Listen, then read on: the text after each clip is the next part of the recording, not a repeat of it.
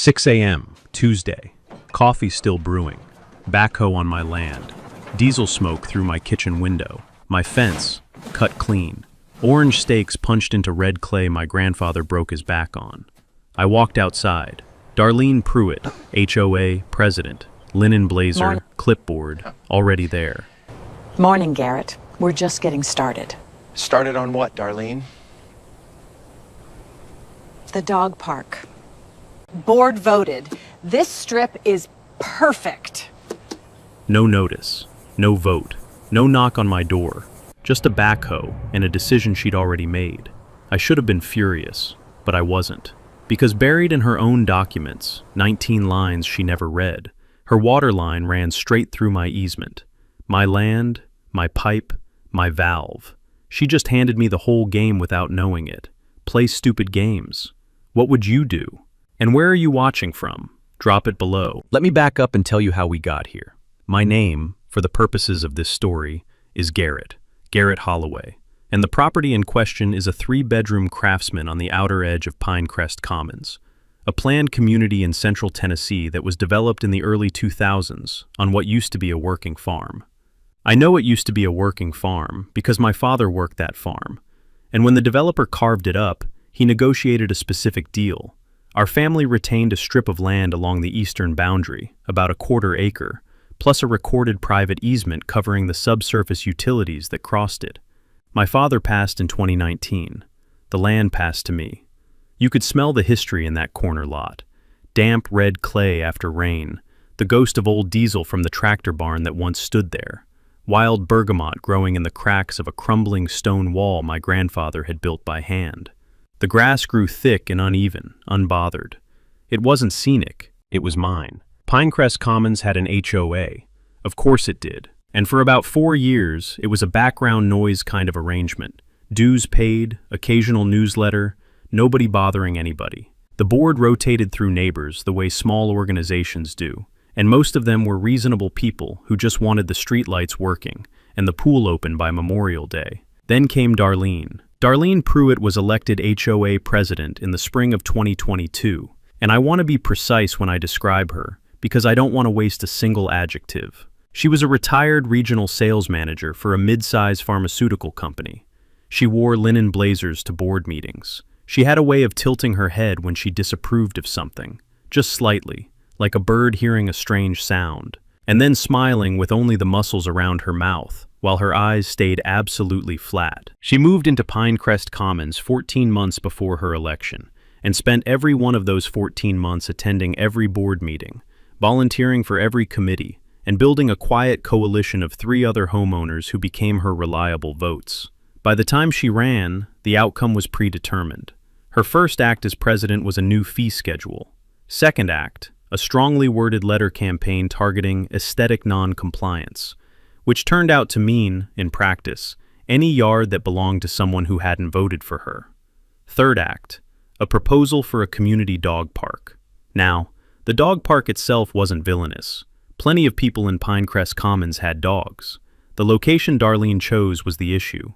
My land, not HOA common area, not a vacant lot, not a parcel they owned or leased or had any recorded interest in. My strip of family land, the red clay 1/4 acre with the stone wall and the bergamot, and my father's memory baked into every square foot of it. I found out the way you find out about most HOA decisions, after the fact. A single-page notice slid under my door on a Wednesday night, informing me that Phase 1 site preparation would begin the following Monday, and thanking me for my continued cooperation with community improvement initiatives. I stood in my kitchen and read that letter 3 times. The crunch of gravel under my boots when I walked out to check the fence line that evening sounded different than usual. Sharper somehow, like it was trying to tell me something. I should have been furious, and I was, briefly. But underneath the fury was something steadier, something that felt, if I'm honest, a little bit like anticipation. Because I had read something 6 months ago, something Darlene had not. Hello came the way bad Mondays always do, too early and too loud. I was drinking coffee at my kitchen table at 6:47 a.m. when I heard the low hydraulic groan of heavy equipment turning off the main road. By the time I got to my back window, a John Deere excavator, bright yellow, absurdly cheerful, was already sitting at the edge of my fence line with a two-man crew eating breakfast sandwiches on the cab. They weren't trespassing yet. They were parked on the HOA common strip, technically. But the survey stakes, 4 bright orange plastic flags in the ground, were positioned 18 inches inside my recorded property boundary. I finished my coffee. Then I went inside, opened my laptop, and sent 3 things. An email to a local property attorney named Walt Odom, whom I'd used once before for a title question. A certified mail letter to the HOA's registered agent, formally notifying them that any entry onto my property would constitute trespass, and that I would pursue all available legal remedies. And an order to a survey company I'd already pre-contacted, because I am, at heart, a man who likes to be ready, to come out and re-establish my boundary markers with steel rebar and bright orange paint that nobody could accidentally miss.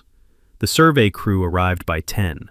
I watched from my porch as they confirmed what I already knew. The HOA's orange flags were on my side of the line. The excavator didn't move that day, but Darlene did. By Thursday, I had a letter on my counter from a Nashville law firm. Nice letterhead, aggressive paragraph structure, informing me that the HOA was asserting a claim of prescriptive easement over my back strip, based on, and I am paraphrasing generously here, long-standing community use and maintenance of the area. The letter demanded I cease interfering with Phase 1 site preparation. Now, a prescriptive easement is a real legal concept. If someone openly, continuously, and adversely uses your land for a statutory period, in Tennessee that's 20 years, they can potentially claim a right to keep using it. It's the property law equivalent of, I've been doing this long enough that it's basically mine now. There was one small problem with Darlene's theory. Nobody had used my back strip for anything. It was fenced. It was gated. The HOA had never mowed it, never maintained it, never held a single community event on it. The prescriptive easement argument wasn't a legal strategy. It was a bluff dressed up in a blazer. Walt saw it the same way. They've got nothing, he told me over the phone, and I could hear him almost smiling. Send the response letter, get it on record, and let's see what they do. What they did was escalate. The following Tuesday, Darlene called a special board meeting, emergency session, posted notice technically fulfilled by a flyer on the community mailbox kiosk at 8 p.m. the night before, and the board voted 3-1 to authorize the HOA attorney to file for a temporary restraining order, preventing me from obstructing community improvement projects. It failed. The judge looked at it for about 40 minutes and denied it on the grounds that the HOA had presented no documented ownership interest in my parcel. Garrett won, Darlene 0. But the game had started now, and she wasn't done. Here's the thing about people like Darlene Pruitt. They don't back down when they lose. They recalibrate. They find a new pressure point. And hers, I was starting to understand, was the other homeowners. She began a quiet whisper campaign through the community. Not accusations exactly, just doubts. Did you know Garrett's land has a drainage issue? Did you hear he's been difficult with contractors? Such a shame he's holding up something the whole community wanted. Meanwhile, I was pulling records. Because 2 weeks earlier, while I was prepping the surveyor visit, I'd done what any moderately paranoid property owner does when his land is under threat. I pulled everything. The original 1987 farm title, the 2003 subdivision plat, the recorded easements, and buried in Schedule B of the 2003 title commitment, Section 4, Paragraph 7, 19 lines of dense boilerplate that I promise you nobody on that HOA board had ever read, was a reference to a private utility easement, recorded in favor of the Holloway family, covering a 6-inch water main running beneath my eastern strip. That water main fed the community's irrigation system and the decorative fountain at the entrance circle. I set down the paper. I made a cup of tea. I thought about my father. Then I called Walt back and said, I think we need to talk about leverage. The condemnation play was ambitious. I'll give Darlene that. About 3 weeks after the TRO failure, a notice appeared in the local paper, the Millbrook Courier-Journal, which is about as official as things get in our part of Rutherford County, announcing that the Pinecrest Commons HOA had formally requested that the County Planning Commission consider a public benefit assessment of undeveloped parcels adjacent to community recreational zones. In plain English, she was trying to get the county to condemn my land. Eminent domain, or its cousin, condemnation for public benefit, is a legitimate governmental power, but there are rules. The government has to have a legitimate public use. The land has to actually serve that public purpose. And critically, they have to compensate you at fair market value. What Darlene was attempting, getting a private HOA's pet project classified as a public recreational benefit, sufficient to trigger county condemnation, was legally thin enough to read a newspaper through. But that didn't mean it couldn't cause damage. Government bureaucracies move at their own pace, and sometimes a bad idea can gather enough procedural momentum to become a real problem before anyone stops it. So I went to the Planning Commission meeting. I want to describe that room to you because it matters. County commission chambers in small Tennessee towns have a specific smell, industrial cleaner over old wood, and something that might be coffee from a machine that hasn't been descaled since the Obama administration. The chairs are the hard folding kind that announce every shift in your wait. Fluorescent lights buzz just below the threshold of consciousness. There were maybe 30 people in the gallery. Darlene had brought 6 Pinecrest homeowners in matching blue Community First shirts. Subtle. When the agenda item came up, I walked to the public comment podium and laid out 4 things. 1. The land was not undeveloped. It was privately held residential property, with a recorded chain of title going back 37 years. 2. The HOA was a private organization with no governmental standing to petition for condemnation on behalf of a public benefit. 3. The proposed dog park would serve approximately 340 households, which under Tennessee case law did not constitute the kind of broad public use that supported condemnation. 4. I had the deed, the plat, and Walt Odom sitting in the 3rd row with a folder on his lap. The commission chair looked at the HOA's attorney, a different, more tired-looking one than the first, and asked a series of clarifying questions whose answers made it increasingly clear that nobody had done the basic legal homework before filing this request. The item was tabled pending further documentation. The tabling turned into a quiet withdrawal 4 days later. Afterward, in the parking lot, I heard Darlene tell one of her blue shirt supporters that I was exactly the kind of neighbor that ruins communities. I wrote that down when I got to my car. But while I was winning the public battles, Darlene was winning the social ones. Within 2 weeks, she had circulated a petition, hand-delivered to every door in Pinecrest Commons, calling on me to voluntarily donate my backstrip to the community in the spirit of neighborly good faith. 71 households signed it. Some of those were people I'd waved to for years. Some of them, I knew, signed just because they didn't want to be the ones who didn't sign. The petition had no legal force, but it stung in the way that purely social things sting, the way the smell of someone's cologne can ambush you with a bad memory. I did not donate my land.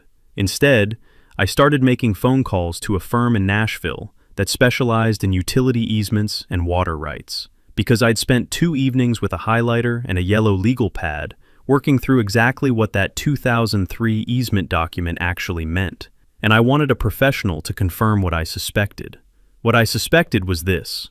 My easement wasn't just a passive right-of-way. It was a maintained easement, with specific language about access, control, and, crucially, the right to modify, restrict, or terminate service with 30 days written notice under specific breach conditions.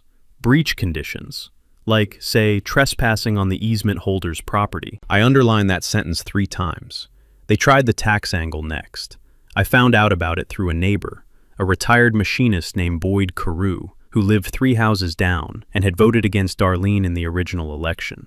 Boyd had kept his head down through most of this, the way cautious people do when they don't want to pick sides in a neighborhood conflict. But he showed up at my door on a Saturday morning, with a look on his face like he'd just swallowed something unpleasant. "She filed something with the assessor's office," Boyd said. "Told them your back strip might be abandoned property because it's unoccupied and has no residential structure." I stared at him. Abandoned property is a specific legal designation with specific requirements. In Tennessee, you can't just call land abandoned because it doesn't have a house on it. There's a multi-year process, documented attempts to contact the owner, and a formal court proceeding. Darlene's filing was, at best, a harassment tactic. It wouldn't go anywhere. but it would generate official correspondence, possible liens, and the general anxiety that comes with any government inquiry touching your property. I called Walt. Walt was getting his money's worth on this case, I'll tell you that. But here's where things shifted. Because while I was on the phone with Walt about the assessor gambit, I mentioned, almost as an aside, that I'd been reviewing the HOA's financial disclosures as part of my general opposition research, and something seemed off about the irrigation maintenance line item.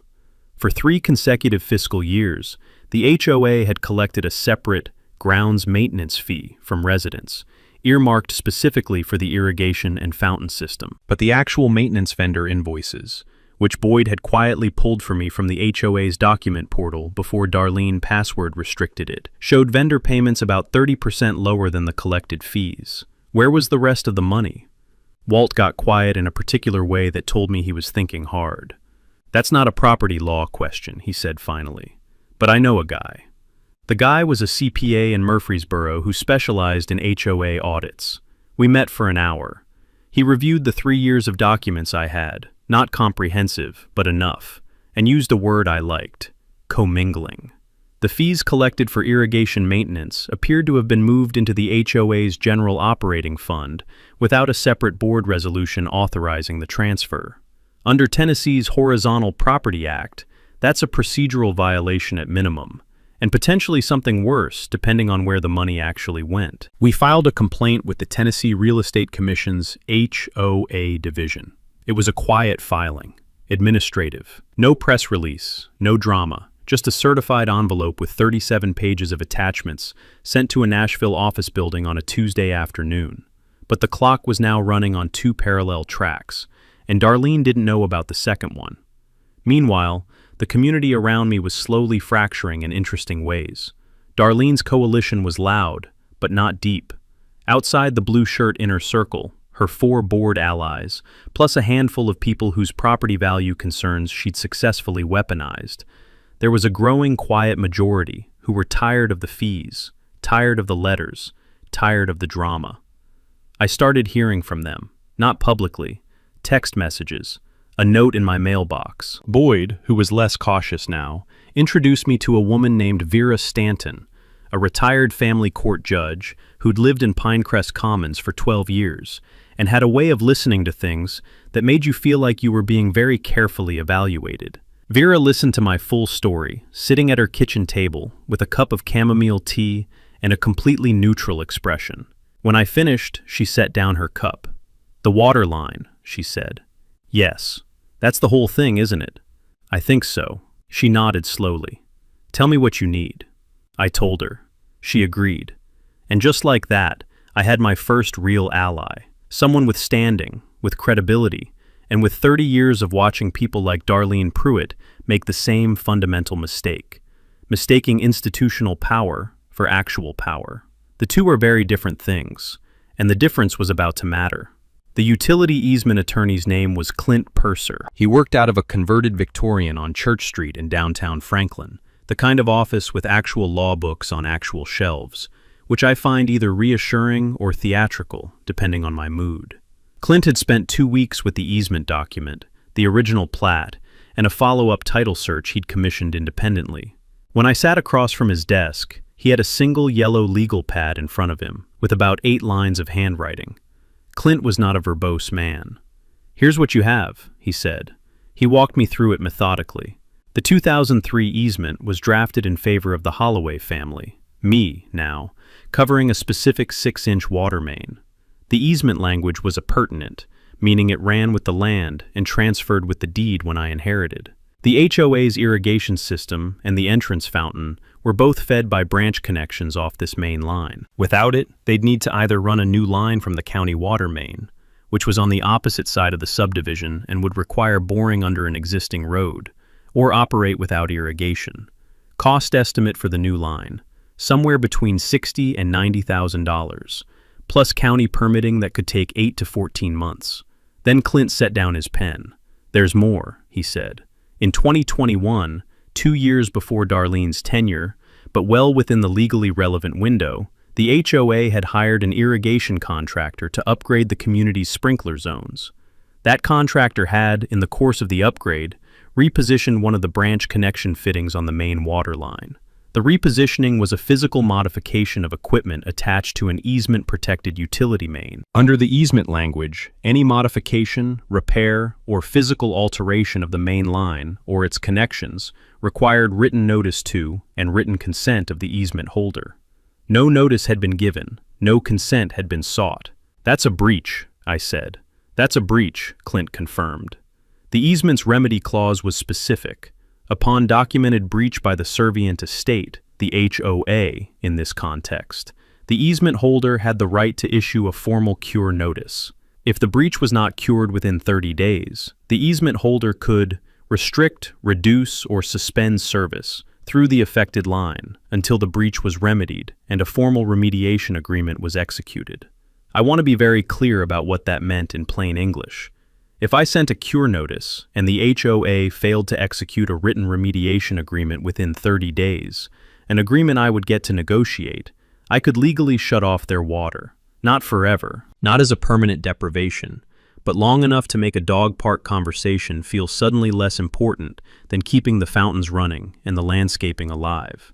In August in Tennessee, when it hadn't rained in 2 weeks, I drove from Clint's office to the cemetery where my father was buried. It's a small county cemetery about 8 miles outside of town, on a hill with cedar trees and a view of the ridge. I stood at his marker for a while without saying anything. The wind smelled like cut grass and red clay. He was a practical man, my father. He kept records. He kept documents. He retained rights. "I think I've got it," I told him eventually. Then I drove home and called Clint and told him to prepare the cure notice. Planning, in my experience, feels less like strategy and more like grocery shopping. You make a list, you check it twice. You don't deviate when you're in the store, even if something shiny catches your eye. My list had 4 items. I went through them in order. First, the cure notice. Clint drafted it over 3 days. Precise, formal, citing the specific easement paragraph, the specific modification date, the specific contractor whose work constituted the breach. We sent it certified mail to the HOA's registered agent, to Darlene at her home address, and to the HOA's attorney of record. We also filed a copy with the county recorder's office, which meant it was now a matter of public record, attached to the HOA's chain of title. That's the kind of detail that makes real estate attorneys' eyes widen slightly, because it follows the property. Whoever buys a home in Pinecrest Commons in the future will find this notice in a title search. Takeaway: filing documents in the public record isn't just about the present fight. It creates a permanent trail that affects future transactions and puts every stakeholder on notice. 30 days. The clock started running. Second, the financial complaint. The state HOA investigator, a methodical woman in her 50s named Patricia, who I spoke to once briefly by phone, had formally acknowledged our submission and requested additional documentation. Boyd, who had been gathering materials quietly for weeks, produced 3 more years of HOA meeting minutes from his own files, along with a set of vendor receipts a sympathetic former board member had emailed him. I'm not going to pretend the investigation moved fast. Bureaucracies don't. But the assignment of an investigator meant the complaint had cleared the initial threshold review. It was real, it was live, and Darlene did not yet know about it. Third, the valve. This one requires a bit of explanation, because it's the most concrete and, I'll be honest, the most satisfying part of the physical preparation. The water main on my easement runs at a depth of about 4 feet, inside a concrete utility sleeve. At my property line there is a maintenance access point, a cast iron vault cover, flush with the ground, that I'd walked over 100 times without thinking about. Inside that vault is a manual isolation valve for my section of the line. It had been there since 2003. It was never maintained. The handle was corroded enough that you'd need a pipe wrench to move it. I hired a licensed plumber. We opened the vault. We replaced the corroded valve assembly with a modern ball valve, smooth operation, quarter-turn shutoff. We also added a lockable valve box over the access point, keyed to my own lock. All of it was done on my property, within my easement, by a licensed contractor, with a permit pulled from the county. The plumber looked at me while he was packing up his tools. "You got a situation?" he asked. "Potentially," I said. He nodded. "That'll do it." Takeaway: An easement holder has the legal right to maintain and upgrade equipment within their own easement area, including installing shutoff mechanisms, provided it's permitted work. This is not sabotage, it's infrastructure management. Fourth, the press packet. I put together a public records document package, the original easement, the breach documentation, the survey establishing the property line, the court denial of the TRO, the tabled condemnation petition, the HOA's certified mail record. I organized it into a clean PDF. I sent it, without comment, to the courthouse reporter at the Millbrook Courier-Journal, a young woman named Dana Finch, who had been covering local government for 3 years and had, I knew, already run 2 stories on the HOA's unsuccessful legal efforts against me. Dana was not a crusader, but she was thorough. I included a note that said simply, "Background material. I'll call you in about 3 weeks." By the end of the planning week, Vera had quietly reached out to 14 long-term Pinecrest Commons homeowners who had expressed private frustration with Darlene's board. Not to organize anything yet, just to have a conversation. Just to let them know there might be a community meeting worth attending. The dog park construction had been officially stalled since the failed TRO, but Darlene hadn't given up. I knew she was running her own plays. The 30-day clock ticked. August came in hot and dry, the way Tennessee Augusts do. Thick air, bright sun, no rain in the forecast for 10 days. My lawn was looking fine, by the way. I had a well. Darlene found out about the valve on day 9. I don't know exactly how. My best guess is that her irrigation contractor, running a routine system check, popped the vault cover and saw the new hardware. Whatever the source, Boyd texted me at 7:15 on a Thursday morning with 3 words. She knows. Furious. I made coffee. Her first reaction was to call an emergency board session and authorize an engineering study on the cost of running a bypass line from the county main. The engineering firm she hired took 4 days to come back with preliminary numbers. $82,000 to $94,000, depending on soil conditions, plus a 14-month permitting timeline. Plus, the county would need to grant a road boring permit that was not guaranteed given 2 pre-existing utility conflicts under Pinecrest Boulevard. The board meeting where those numbers were presented was, by Boyd's account, extremely quiet. 3 of her 4 reliable votes suddenly had questions they hadn't had before. One of them, a man named Stewart who owned 3 rental properties in the subdivision and was very attentive to HOA finances, asked where the money would come from. Darlene said there were reserve fund options. Stewart asked how much was in the reserve fund. There was a pause. The reserve fund had $31,000 in it. Another pause. The bypass option was tabled, so Darlene went a different direction. She called in a favor with a county code enforcement officer. I learned later they attended the same church, and within a week, I had an official notice of inspection scheduled for my property, citing a complaint received regarding potential code violations. No specifics, just complaint received. The inspector came on a Tuesday. He was a young man who seemed faintly embarrassed by the assignment. He walked my property for about 45 minutes with a clipboard, examined my fence, my utility connections, my driveway, and my modest tool shed in the backyard. He was professional and thorough. At the end, he handed me a single-page summary. 0 violations. But Darlene had photographed the code enforcement vehicle in my driveway and posted about it on the community Facebook group that evening. Concerning news from our neighborhood today, code enforcement was seen at address. We want Pinecrest Commons to be a place where everyone maintains their property to community standards. More updates as we learn more. No allegations, just implication. The oldest social pressure play in the suburban handbook. I posted my own comment below, a scan of the inspector's report. 0 violations, signed and dated. The post had 47 reactions. 31 of them were laughing emojis. I did not post those myself. But here is what mattered most about that 2-week stretch. The 30-day clock ran out. Day 30 came and went.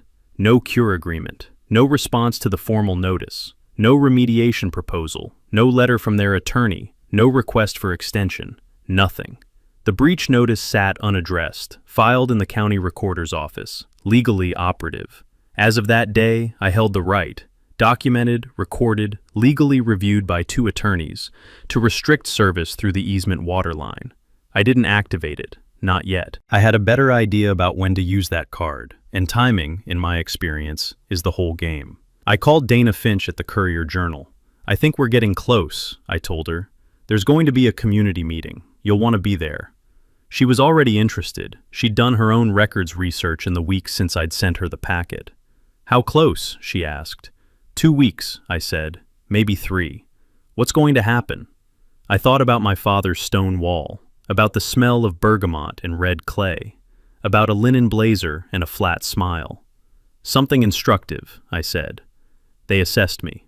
At the end of August, I received an official HOA assessment notice, a $1,400 special non-compliance fee levied against my property for ongoing interference with authorized community improvement activities. There was a payment due date of 30 days, and a note that non-payment would result in a lien filing. I want to take a moment to appreciate the audacity. They couldn't win in court. They couldn't get the county to condemn my land.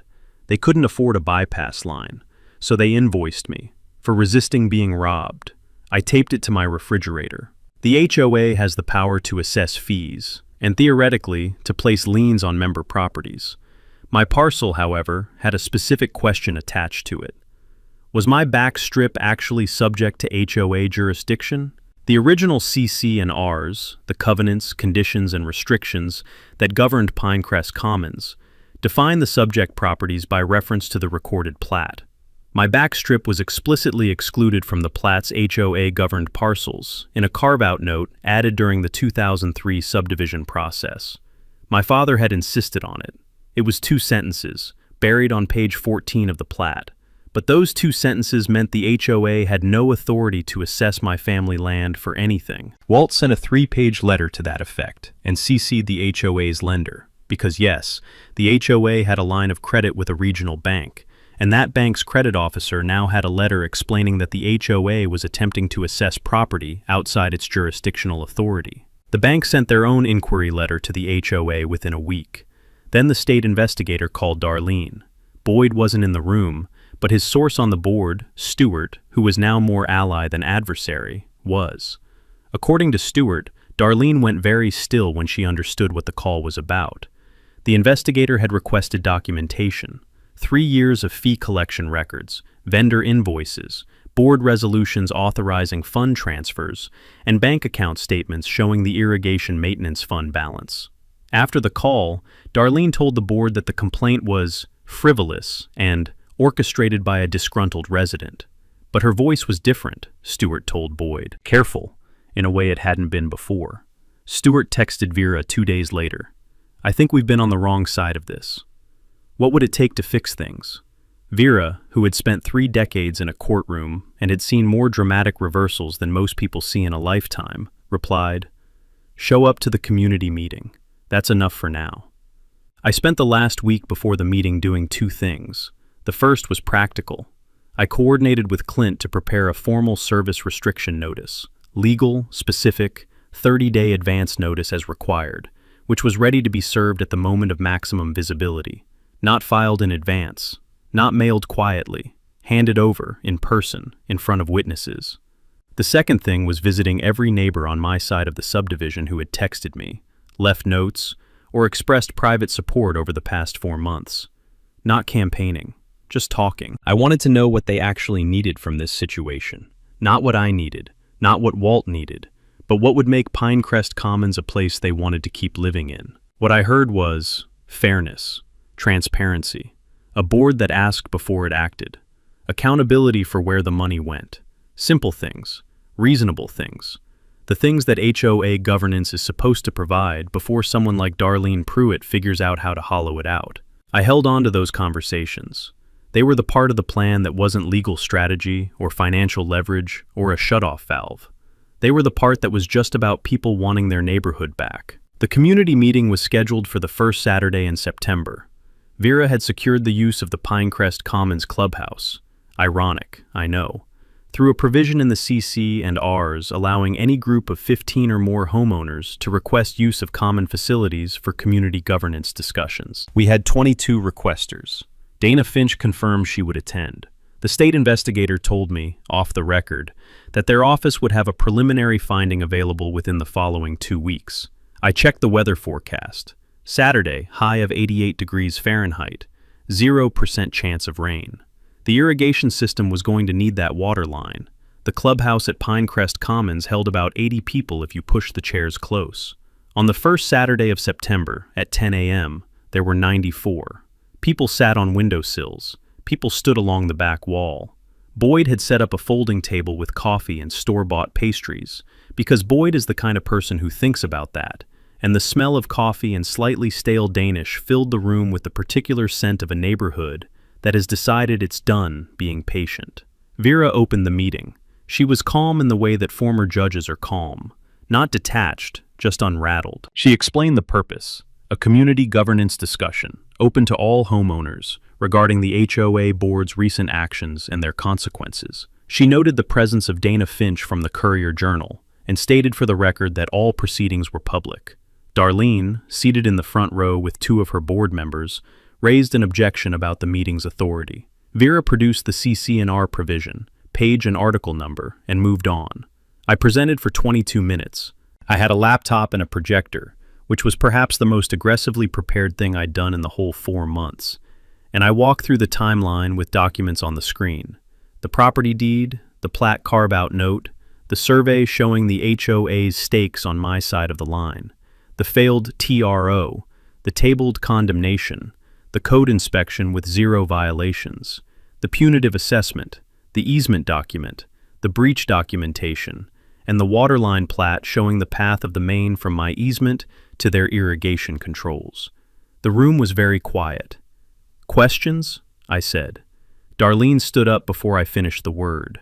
She was composed. I'll give her that. She called my presentation selective, said the easement interpretation was contested, said the financial complaint was an harassment filing with no merit, and said that the whole campaign against the dog park was one man's selfish obstruction of a community benefit that 71 residents had signed a petition to support. Then Stewart stood up. Stewart was a big man, unhurried, with the flat effect of someone who has sat across a lot of negotiating tables. He said he'd been on the board for 2 years. He said he'd voted with Darlene on the dog park. He said he was now looking at documents he had never been shown as a board member, specifically the financial records and the easement, and he had a question. Had the full board been presented with the easement document before any site preparation was authorized? Silence. "Darlene," Stewart said, "had you read the easement?" She said it was the HOA attorney's job to review title documents. "Did you ask them to?" Another silence. Then Stewart said simply, "I move to table all further action related to the backstrip project, pending a complete legal review." One of Darlene's remaining allies, a woman who'd been watching the room shift for the past 10 minutes with visible discomfort, seconded the motion. That was when I nodded to Clint, who was standing near the side door. Clint walked outside. He had the service restriction notice in one hand and a pipe wrench in the other. He walked to the utility vault on my property, my land, my easement, my legal right, opened it, set the wrench on the quarter-turn ball valve, and turned it 90 degrees. The sound came through the clubhouse windows about 45 seconds later. The Pinecrest Commons entrance fountain, visible through the glass wall at the front of the clubhouse, which had been running its soft, recirculating gurgle all morning, went silent. The arcing spray that caught September sunlight and threw it in small prisms stopped mid-arc and fell. The basin sat still. The sound of the knot fountain was, in that moment, louder than anything else in the room. 94 people turned and looked through the window. Then they turned back. Darlene was still standing. Her expression had finally changed. The flat-eye smile was gone, replaced by something I'd never seen on her face. Simple, unguarded calculation, running the numbers and not liking the sum. I set the service restriction notice on the table in front of her. 30 days to execute a remediation agreement, I said. The terms include a formal acknowledgement of the property boundary, withdrawal of the punitive assessment, and a written covenant that my backstrip will never again be targeted by HOA action. When those terms are met, the water comes back on. The board voted 4-1, Darlene casting the dissent, to accept the terms framework and instruct their attorney to negotiate in good faith. Darlene stood there for a moment longer. Then she announced, to no one in particular, that she was resigning from the board effective immediately, and that the community didn't deserve her efforts. She walked out through the side door. Boyd, behind me, said something under his breath that I won't repeat in full, but that rhymed with good riddance. Dana Finch was writing very fast. The fountain came back on 2 hours later. Clint, at my signal, turned the valve back after the board vote. The water returned with a sputter and a hiss, and then the spray caught the September light again the same as before. Clean and ordinary, and exactly what it always was. Water moving through a line that belonged to my family. The remediation agreement was signed on day 18. It was 4 pages of precise legal language that said, in effect, the HOA had been wrong, the land was mine, the assessment was void, and no further action regarding my backstrip would be taken by any HOA board without my written consent. It was filed in the county recorder's office the same afternoon, attached permanently to the HOA's title chain. The state investigation concluded 6 weeks after the community meeting. The preliminary findings were not criminal. The commingled fees were characterized as improper procedure rather than outright fraud. But the repayment order required the HOA to restore approximately $14,200 to the designated irrigation maintenance fund, and Darlene was personally named in a civil liability action filed by 4 homeowners, including Stewart, seeking recovery of legal costs incurred by the association as a result of actions she had taken without proper board authorization. That case settled quietly the following spring. The terms weren't public, but the HOA's legal fund had a notable deposit shortly after. Vera Stanton was elected HOA president in October, by a margin that made the outcome clear before the polls closed. She ran on a 3-item platform: transparency, proportionality, and minding the HOA's actual business. Her first act was posting the complete financial records, meeting minutes, and CC&R documents on a public portal accessible to every homeowner without a password. Her second act was writing me a thank you note on actual paper, which I still have. The dog park, as it turned out, got built, just not on my land. There was a genuine piece of HOA common area on the subdivision's western side that nobody had much used because of its odd triangular shape. The new board hired a landscape architect, ran an actual community input process, and broke ground in the spring. It's got a double gate entry, water stations, shade trees, and a modest little plaque at the entrance that says, Pinecrest Commons Community Dog Park, established through community process. I've been told the dogs enjoy it. My backstrip is a native plant conservation garden now. I made that decision about a month after the settlement. I had a landscaper friend help me clear the invasive species, shore up my grandfather's stone wall, and plant a grid of Tennessee native species: black-eyed Susan, wild bergamot, more of it, on purpose, ironweed, butterfly weed, and a row of serviceberry along the fence line that will be something remarkable in about 5 years. I put in a small gravel path, a bench, and a low gate that I leave unlocked. Any Pinecrest Commons resident is welcome to walk through and sit for a while. I ask only that nothing be picked and nothing be disturbed. So far, people have been remarkably good about that. Most people, given a reasonable rule and a genuine welcome, are. I also established the Holloway Family Conservation Scholarship through the local high school, a modest annual award to a graduating senior who demonstrates interest in environmental science, land stewardship, or sustainable agriculture. My father grew up farming that land. It seemed right that someone should grow up learning from it. The Courier-Journal ran a feature story. It was fair and accurate, and Dana Finch let the documents tell most of the story.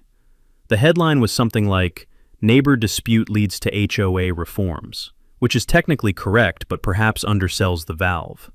I went back to the stone wall on a quiet Thursday in late October, when the bergamot had mostly finished blooming. The air smelled like dry grass and something faintly sweet that I've never been able to name precisely, but that I associate with that corner of the world, and with my father, and with all of the time that has passed since he built that wall, and none of it felt wasted. Some things are worth the fight. Some fights, if you do them right, end with something better than what you started with.